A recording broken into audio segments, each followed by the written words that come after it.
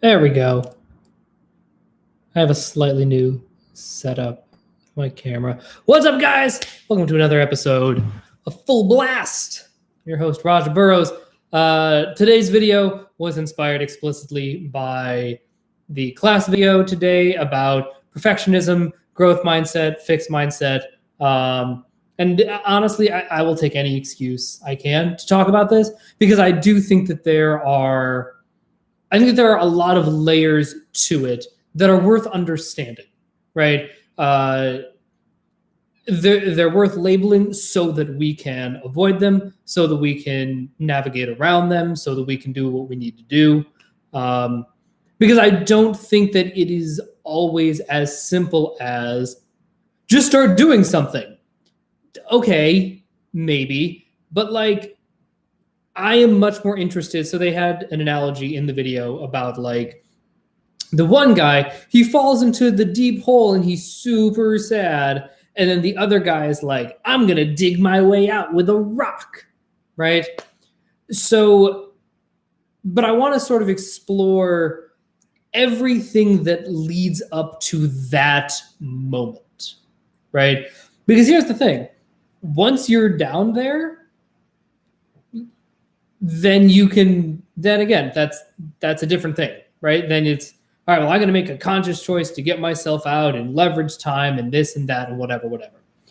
But I think that getting from that fixed mindset to the growth mindset, I think that that's really hard to do when you are in the hole. I am much more interested in cultivating that mindset when you're out of the hole than when you've fallen in. Because once you've fallen in a hole and it's deep, you're like, well, fuck me, I got to get out of this. What is the most efficient way to get out of this hole? That makes sense, right? So I think that step one is to figure out, how do we cultivate this growth mindset before we fall in the hole? And that, to me, so one of the big things that I've been thinking about is the concept of stakes. And when you are in a learning environment, a growth environment, a whatever environment, you cannot learn when the stakes are high. Can't do it. Cannot be done. Because here's what will happen. When the stakes are high, or when you perceive the stakes to be high, then it is virtually impossible to not think about the results, right? And to aim for results when there's a great, I don't remember which book it was in. It was one of the audiobooks that I read. I want to say it was in The Brave Athlete. But it was one of like a sports psychology, endurance training type book. And I think it was that one. And it was like, if you were to ask an athlete, like, what is their job during a race? All of the wrong answers are like, my job is to win. My job is to place. My job is to podium. My job is to finish. My job is to make my sponsors happy. My job is to renew my contract and make money and pay for my family, right? All of those answers are incorrect. The only correct answer is your job as an athlete in this context is to perform. I don't remember how they said it, but it was like perform a given technique as flawlessly as possible in any given moment. So if you're a swimmer, your job is not to go 250 meters, if it's just like a little sprint, right? Your job is not to finish the leg of the whatever, right? No. Your only job is to focus on your technique. Do it as best as you can. Get as much lateral rotation as you can for your breathing so that you can be efficient. Whatever it is that you're working on at any given moment, that's what you need to focus on. And I bring this up. So I went golfing today. I didn't like play around a golf. I have not touched touched a golf club in almost 3 years. It was November of 2017. 2017? No, wrong. 2 years. November of 2018. That was the last time I touched a golf club. So it was 2 years ago. And I've always been like aggressively mediocre at golf. I was always a like, again, first off, I usually play 9 holes just because time that works for me, efficiency wise, right? Pace of whatever. But, usually I'll shoot like, 50 on the front 9, 50 on the back 9. If I break 100, it's a good day. I am that level of golfer. I am not like my goal. Like when I was playing at my best, I was playing bogey golf, right? Just solidly 1 over par every single hole. I've always been good enough to not need to be babysat. I'm not quite knocking it around, but like I'm not like a good golfer by any stretch of the imagination. So I went back out, and this is post OP. So this is after I had recognized, maybe it was 2017. God, was it really? It was either, see, now my masculine sensory is failing me. 2017, yes, it was 2017, because 2018, I was in a very different place emotionally. There's no fucking way I would have gone golfing then. Not a chance. So yeah, it was 2017. So it's like post OP.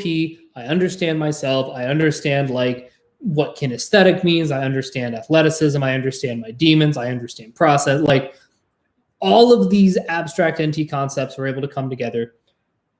And so I just went out. There was a golf course that was open about 25 minutes away from me, sort of like up in the hills, away from the people. They do a really good job of social distancing.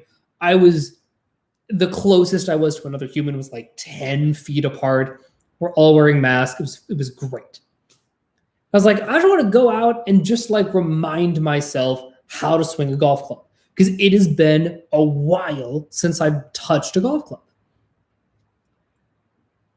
And there are a few things I remembered technique-wise. It was like, all right, keep your left arm straight and keep it in front of the whatever plane. Like you don't want to go back and then across. Like you don't want to hack at it, right? Like coming over the top of it. So I was like, all right, let me just focus on this. And I did that for a little bit, and I was like, oh, right. Okay, so shifting the weight. Right, I want to get a smooth weight transfer. That's a thing. Oh, wait a minute. Now that I'm more flexible in my hamstrings and my hips, I can actually like sit back into my stance and like do more of like a squat, deadlifty kind of maneuver, right? Because that'll ground my heels, right? So over the course of this hour and a half, I think I hit a jumbo bucket. I think it was like 130 balls or something. It took me about an hour and a half. And just slowly over the course of that whole bucket, I was just like reminding myself how to do this. I had no time constraints. I'm not even trying to play a round of golf, let alone score a round of golf, let alone like, play in a tournament. Like I'm so far away from my results actually matter. I'm super far away from that, right? I'm just going out there to hit the balls. I'm just hitting balls. Then about a quarter of the way through, right, I started to get warmed up. I was vibing it, and I was like, oh, right. That's how the swing arc, right? Just keep it in front. And I was just making, the big thing I was focusing on is because I'm a righty, the ball is supposed to go from right to left, because then it has a little bit of top spin, not back spin, right? You want just a slight right to left.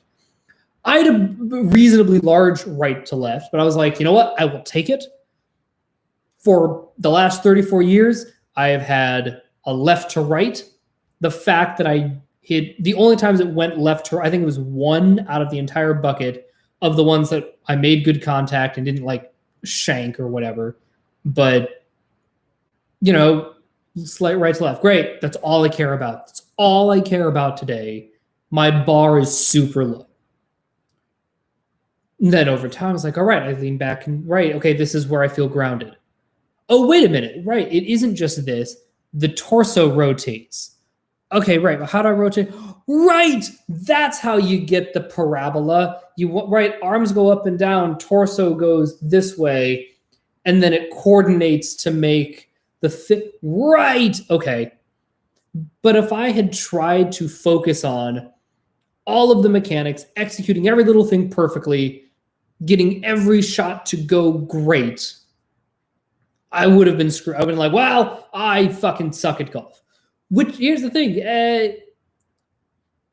That's not untrue. That's also not true. That's just an opinion. That's just like your opinion, man. Right? But that's not my job. My only job is to just execute the technique of a golf swing as best I can. And as I move throughout the day, for the rest of the morning, my body remembered, right, this is the coordination. This is how you do it. And as I was doing it, I would take a couple of swings. I'd hit it. I'd pause. I'd be like, okay, how did that feel? What's the coordination like? Let me stretch it out some more. Like really being mindful and deliberate about how I was practicing, right? And then it slowly started to come back, and I didn't try to force it. But as soon as the little thing, there was something I could incorporate, I was like, oh, right, that's the thing. Okay, so then if I need to keep it in front of this particular plane, it's not supposed to cross this plane. It means that I need to keep my arms out. Well, in order to keep my arms out, I have to lift it up like this. Okay, right. Oh, right. And then my right hand just guides. My left hand is the one doing all the work. Okay, great. Now I can focus on this, and I'm going to grip with my left and guide with my right. Right, so that's why my left arm has to stay straight. All of this I was just piecemealing it through, really playing the chip away game, pun intended, because I was using an 8-iron basically the entire morning. And it was amazing. And by the end of it, I was like, oh, I feel really good about my swing after having not touched a golf club in somewhere between 2 or 3 years. Right? So why did that happen? Why was I able to get from I have never touched I haven't touched a golf club in years to, I'm not shanking it.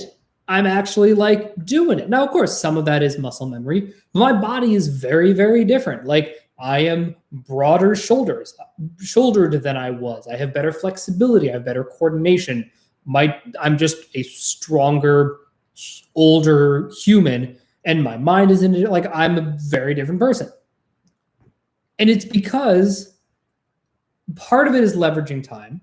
But even before we get to that part of it, it's just I recognized that my job was not about the outcome. It was about the process. Okay, great. Cool. So how do we get into a process mindset and out of the results destination-y mindset? Okay. So this is the big one. It's all about lowering the stakes when you are in a place of growth and learning.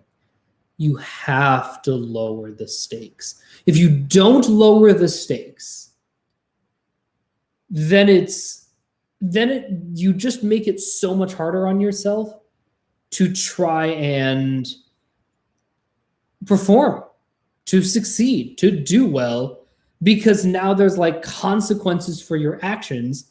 You have to set up an environment where the consequences are just non-existent, right?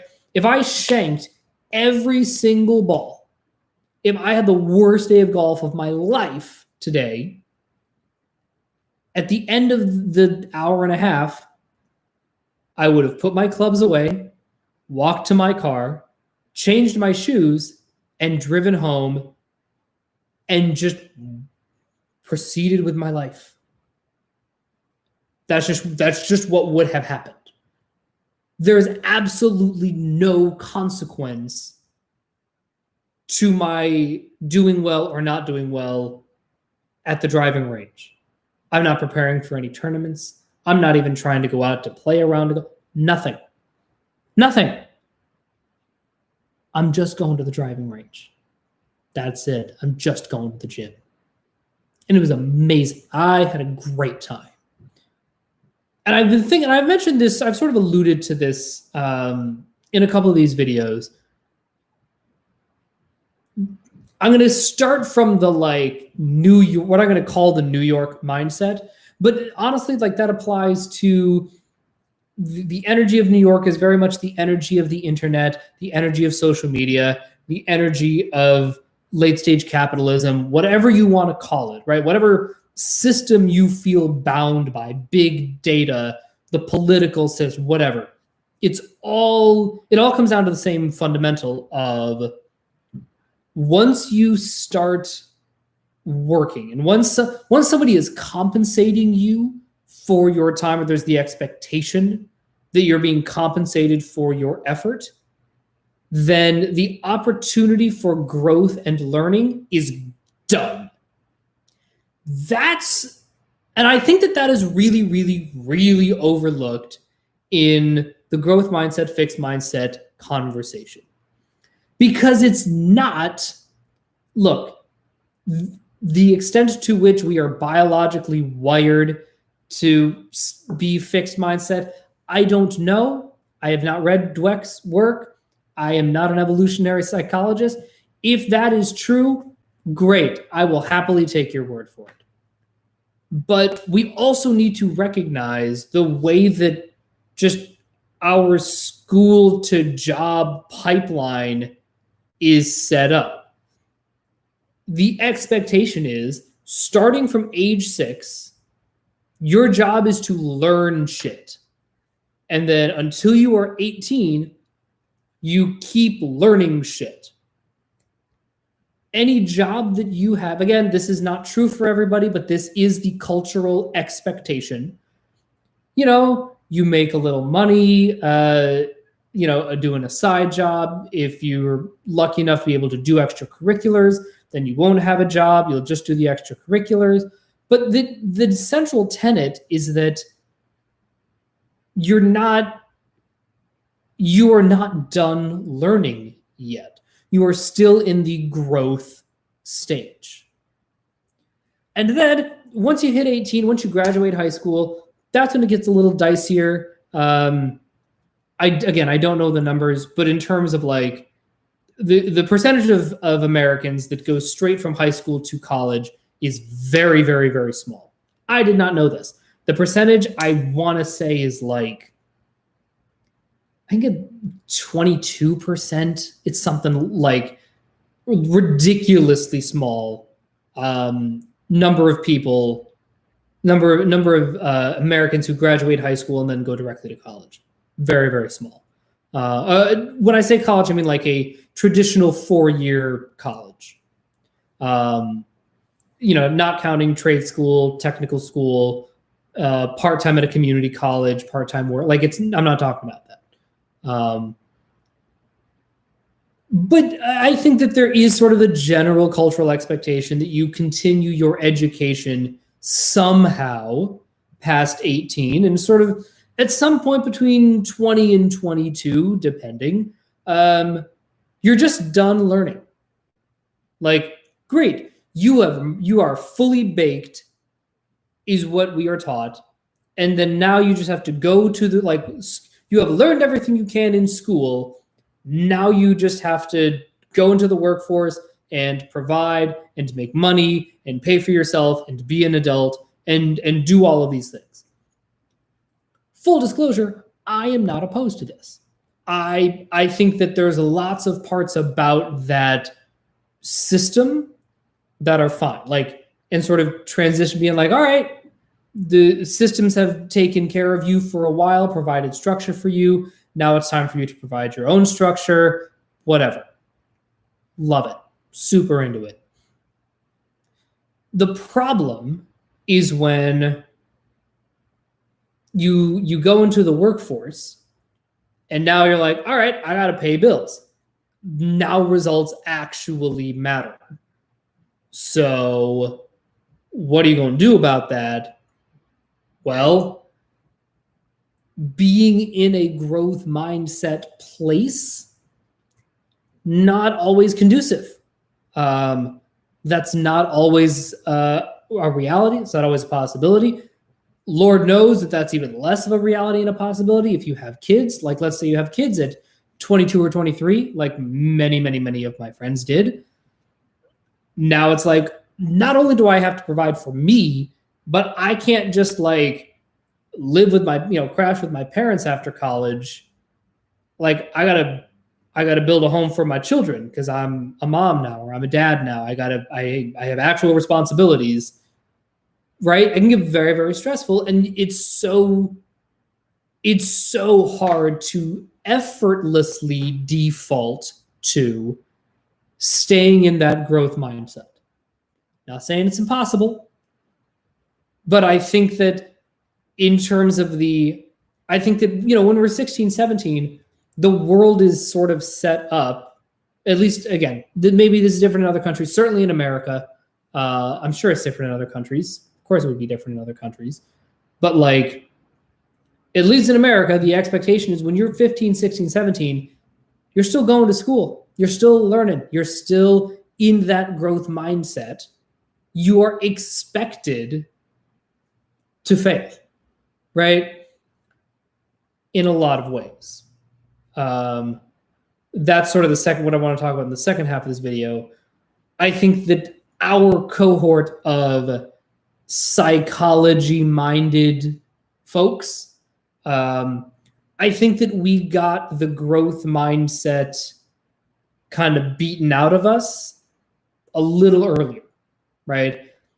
Because if you grew up in a cohort where going to college was just expected, like, yeah, you're going to go to a liberal arts college. You're going to continue to succeed. You are a high achiever person. You are smart. You can do the things, right? If that's the message you were given, which was the message of a lot of my cohort, then it's like, well, shit, I'm 15.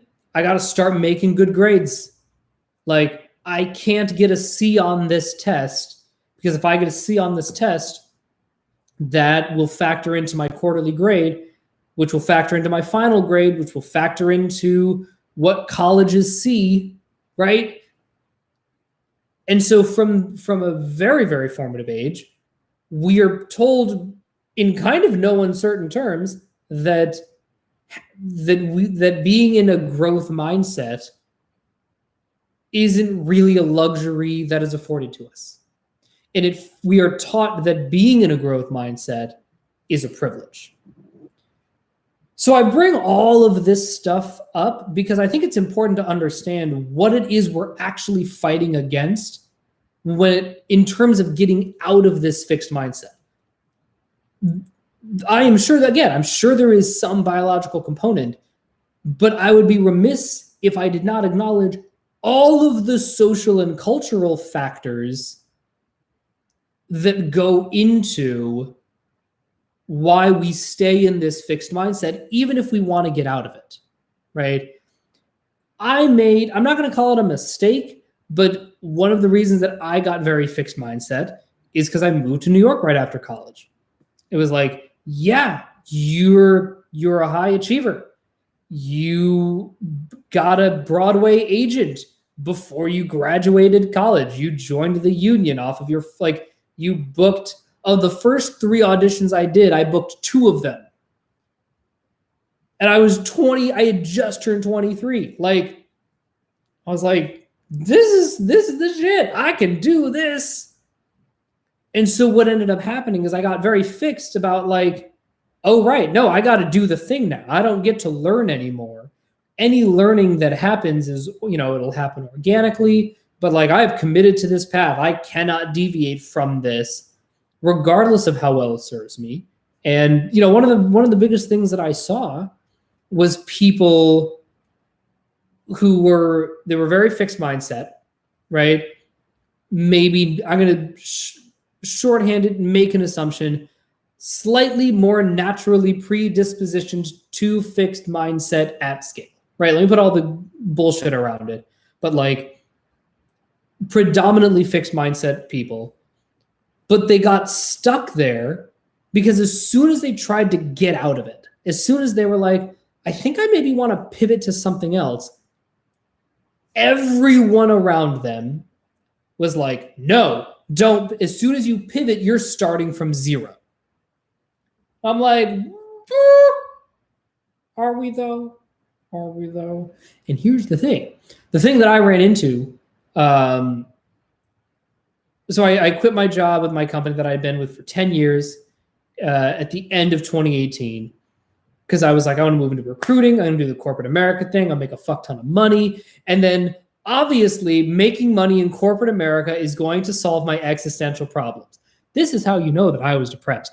As soon as, and I've said this before, as soon as you say the sentence, I think corporate America is going to solve this void in my heart, you done messed up, Ron? Like, you're done.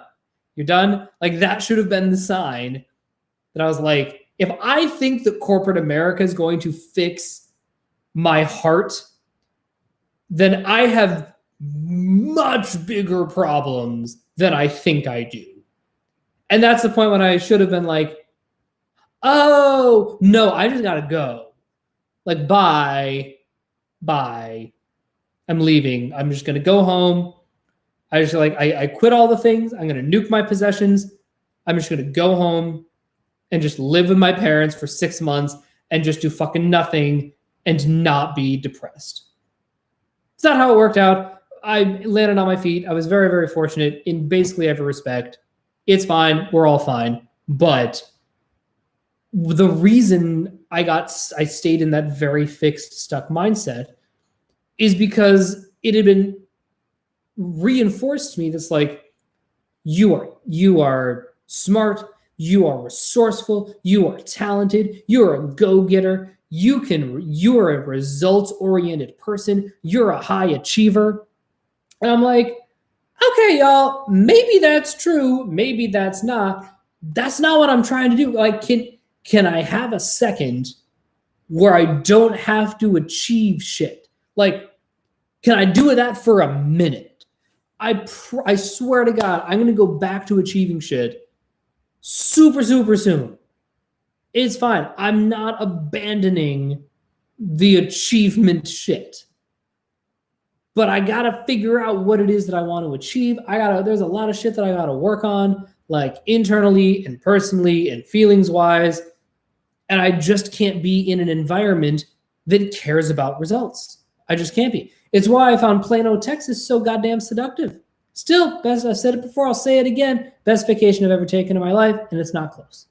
Not close. Because what it did for me is it reminded my entire system that not all of life is that like, it's just not that critical. It's fine. We're all fine. It's really okay. It's really okay. And in today's class video, Dave and Shannon, they talk about like leveraging time, like the people who are a growth mindset, they've learned to leverage time. They're not playing the status game. They're doing all these things. What I'm interested in is like, how do you get to that point? Like, how do you bridge that gap? And I think there are a couple of very concrete, practical, I was recently talking to Dave about like our collective feminine I and masculine SE and how that's just so different from like the Ty Lopez types with the masculine NI that just like, it's not that masculine NI doesn't give a fuck about the sensory, although when it's a demon like Ty Lopez, it is, but it's just like so swooshy and like the sensory just isn't solid in the way that they communicate. And so we were sort of like, bonding over our shared feminine I. It was great. But so that's where I want to approach this from, is this like, what is like from a masculine sensory approach, like how do we build this thing, right? in a solid, like, how do we build the bridge to get over this gap from fixed mindset land to growth mindset land? So I think that step one is recognizing that not all environments are similarly conducive to growth. That is step one, is just recognizing that different environments inspire different levels of, process-oriented versus results-oriented. There are a million different places on this spectrum. Million of them, right? And so figuring out, okay, like if New York is over on the super extreme of results-oriented and kindergarten is super on the other extreme of process-oriented, where is your sweet spot at any given moment, right? And for me, I was like, okay, so if I'm over here in intense version of New York results, okay, well, let me swing the pendulum as far as I can to the other side just to see what's over here, right? It's because I played golf today and my wrists are like super flexible and they've been, God, even if I was like, I'm doing the feminine sensory thing. No, you're not. Raja, stop lying. That's not what you do. It's not what you do. So if I'm over on this end of the spectrum, right? I was like, ooh, okay. So it's not kindergarten, but like Plano, Texas, for me, relative to my field of vision, it was too close to being pure process oriented. And I was like, I don't think this is going to help me. I don't think this is going to be what I need and want it to be. So then I was like, all right, well, let me crank it back this way and maybe more results oriented. And then ultimately the reason I settled on LA was because it still had the upper end of New York in terms of results oriented. By which I mean, when I drove out to go to the driving range today, I drove by Warner Brothers studios, like the actual studios where they filmed the things. I saw the water tower that the Animaniacs pop out of. Like, that's in my backyard. That's very, very close to me. There's no shortage of, the highest level of achievement and results that I have access to, right? It's literally right there. But the difference between LA and New York is that LA also includes the extreme other end of the spectrum, which could also be toxic for other reasons. If you've been like living in pure process land for so long that you can't then crank it at all towards trying to get results, that can be equally as stifling, right? So it depends. But I was like, you know what? I know that in LA, I can get out of this pure results mindset. And on the flip side, I know a lot of people who moved to LA right out of college or started their careers in LA and then moved to New York and had tremendous success. The two people I'm thinking of, one of them is my alleged type twin. I don't know if he's still my alleged type twin, but Keegan-Michael Key had that kind of a trajectory. Then another guy is a buddy of mine. His name is Kyle Allen. He started out in LA and then relocated to New York.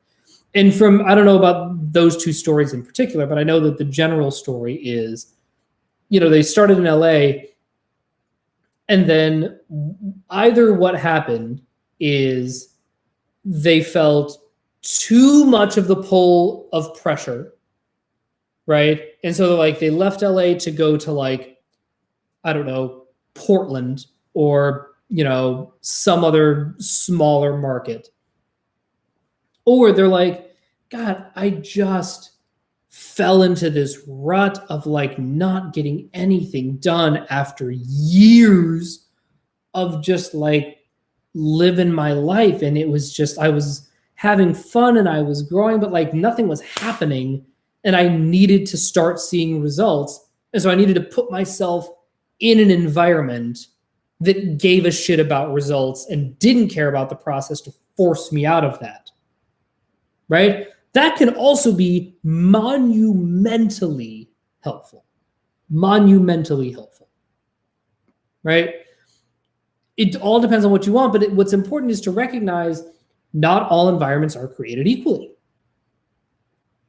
And I think that as you're starting this thing of like, how do I get out of my fixed mindset? Say, okay, what are the signals my environment is sending me? What are the signals my environment is sending me? Is it telling me that the only thing that matters is process, or that the only thing that matters is results? Again, chop the board in half, binary coin. And let's say, again, I'm just going to use my story as an example. Let's say it's like, oh man, my environment, whether it's friends, family, job, city, dating apps, furniture, apartment, neighborhood, food I'm eating, gym I go to, whatever, all of that is part of your environment. If my environment is sending me all these signals that the only thing that matters is results, internet habits, that's another one, being like, okay, great. Let me look for environments where results are not the only thing that matters. And that's the one part of this process that it's like, I can't help you with it, because you see what you look for, Bobby, you see what you look for. And so you have to be willing to look for something else, right? You're still going to see what you've been conditioned to see. But the thing that actually starts with you that literally nobody else can help you with is wanting to see something different. Wanting to see the world in a different way.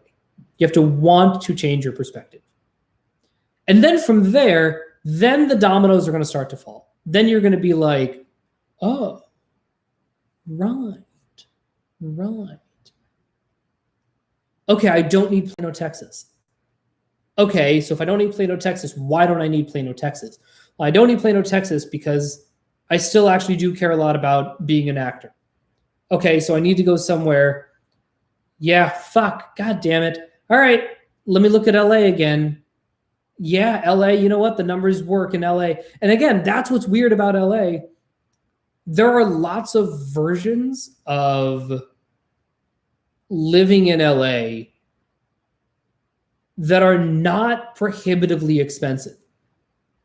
It's weird. We think of LA as being only glitzy, like either glitzy glam or like South Central in the early 90s with nothing in between. But the reality is there's places that are not insanely prohibitively expensive that you can just like make it work.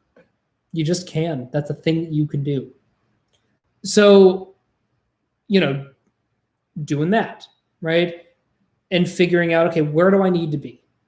I need to be somewhere that cares a little bit about results, right? Because I don't want to get stuck in Plano. And I know that if I do, I'm either going to get stuck in Plano or I'm going to leave Plano in 3 months because, I fucked up. But LA sort of had that mix. And I was like, all right, with where I need to be in terms of process versus results, yeah, LA works. And then within LA, finding different places to go. Okay, so like this, Second City, right? Improv comedy, sketch writing, whatever. Yeah, okay, sure. Let me put myself in an environment. That's why I love being in class. Here in LA, this was not my experience taking classes in New York. My experience taking classes in New York, it was always still about results. It was never about the process. People would say, oh my God, no, it's totally about the process still. Like, don't worry about impressing me. As soon as somebody says, don't worry about impressing me, your brain filters out the don't worry about and just like, okay, impress me. Right? Because that's just the culture of the environment. There's no way to get out of that. And I'm sure that there is a component of that in LA as well. But it does feel the gradient is much clearer, right? So I'm taking these improv classes and it starts at like, Improv 101 if you want. I was able to move right into like the second set of classes because I had done improv before. I was like, okay, yeah. This, they call it the conservatory, but it's still like level 1 improv with people who have done improv before. That's all it was. Great. Nobody's getting onto SNL tomorrow. That's just not how this is built. It's not how it's built. And then you go to level 2, and then you go to level 3, and then you have to do a very, very easy audition to get into level 4. And then you do level 4, and then you do level 5. And then after 5 levels, then the audition comes where it's like, okay, let's see what you got. Can you write a sketch show? Can you work with these people to mount it's a mini 1-act show. You do it over the course of like 14 weeks. You like write a show, you pitch ideas, you do sketches, you do a bunch of things, you perform it week after week, you invite people to come, right? Okay, great. Now the results matter. We're not starting there. I'm taking a voiceover class, right? I want to get into voiceover because I like talking. I love nonfiction. We're all stuck at home. I know enough how to use the technology. There's not going to be a huge learning curve there. The way that this place does it is like everybody starts at level white belt, right? And then over time, you move up and you start doing things, right? You get better at it. You put together like it's a whole process. There's a gradient. When you're looking for process, gradient is great. When you're looking for results, gradient is not great. Because then you're only going to burn yourself out. You're going to think, well, if I'm not at the top, then I'm at the bottom. It gets messy, right? And so finding environments where you can actually be in a learning state, right? I'm a big fan of take a class in something, right? Learning how to play a musical instrument, right? Something that and actually, I don't even know about playing a musical instrument. It's got to be something that you don't care about, right? And in particular, like something where the reason I say maybe not musical instrument is just my own bias being like, if you take a musical instrument class, it's very easy to like try to go full boat really quickly and be like, if I practice 8 hours a day, I'm going to be amazing. No, like I'm talking about take a cooking class, like join a running club, join like real low stakes. Don't even worry about it, right?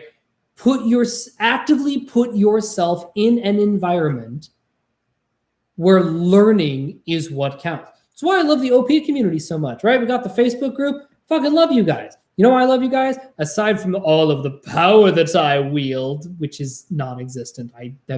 You guys have the power. That's how this works. But like, the reason I like it so much is that every time there's new people, we get, fundamental questions get asked. My heart sings every time somebody posts in the OP group, hey guys, new to the class, I'm just starting to learn about this stuff. Help me understand, what does the MF in somebody's sexual modalities mean? Does that mean their observer is masculine and their demon observer is feminine? What does it mean? Oh my God, I love it. Every single time. It makes me so goddamn happy. It makes me so goddamn happy. Because it means that like, oh right, we are all still learning. Every time somebody asks me that, I try to force myself to go, okay, but hang on a second. What does this mean? Why? Like, what is the significance of sensory modality plus extroverted decider? Right. because that's what the outside world can observe most easily. Right. Yeah. Indeed. Right. It's learning. It's growth. That's what we're doing here. That's what we're doing here. So finding environments that are conducive to growth, where we don't give a shit about results. And again, one thing that I love about how Dave and Shan has approached, like, I know that we are technically the unofficial objective personality study group that they're not affiliated with, but like they recognize that the community exists, right? What I love about their approach is they're like, listen, when you're first starting this, if you can get observer versus decider 10 times out of 10, that's amazing. One chunk at a time, one coin at a time. That's all that we are looking for.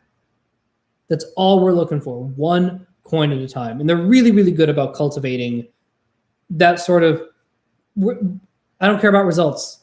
That comes later. You'll get there. Whatever. Chip away. Don't worry about it. And I'm going to sort of end on this idea of like leveraging time. Step one is recognizing that you as a human have time, and that oftentimes it is your environment telling you that you shouldn't feel that way. Oftentimes. It's not always true, but like I'm just going to use parenting as an example. The people who I consider extraordinary parents, like A+ kinds of parents, those are the people who they're like, listen, I'm in it for the long haul with my kid. Some days are not going to be great. Some days he's going to, like, at some point, my kid is going to throw a temper tantrum in the middle of the supermarket. They're just going to have a complete meltdown. That's just a thing that's going to happen. They're going to collapse on the floor. I will not be able to move them. And it's just going to be a complete disaster. Cool. That has happened to every parent ever. That's just how it works. Right? Kid has a meltdown, and you just have to deal with it. Right? And every parent, maybe in the moment they're annoyed because they got their own shit, but every parent will, upon reflection, go, well, congratulations. Welcome to the club. You are now officially a parent because your child had a meltdown at the least opportune moment possible. Right?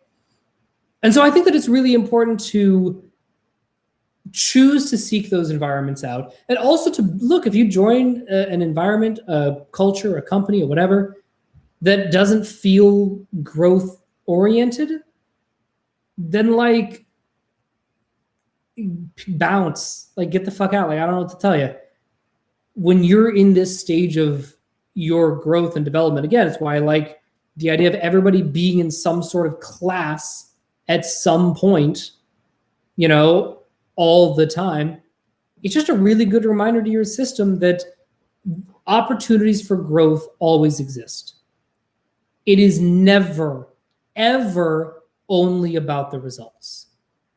And once you can start to look for environments that make you feel like process matters, now when you find yourself in a hole, it's going to be so much easier to start digging yourself out. That is a whole separate issue. The gritting through it, the doing the thing, the dark night of the soul, whatever you want to call it, that is a whole separate process, difficulty. Could make a million other videos about that. But I want to focus this on, like, how do I get to a place mentally where when I do fall into a hole, I default to starting to claw my way out? And I think that it's preemptively putting yourself in environments where growth happens, is encouraged, is possible, is required, and then going, right, these environments exist. These environments exist. These environments exist. I get it. I get it. These environments exist. I can seek these environments out, and you can start to see in your everyday life how to look for opportunities for growth rather than just results if you've primed your brain to know what to look for. All right. That's all I got for today. Let me know what you think in the comments below. Be sure to like and subscribe, and I will talk to you guys later. Bye.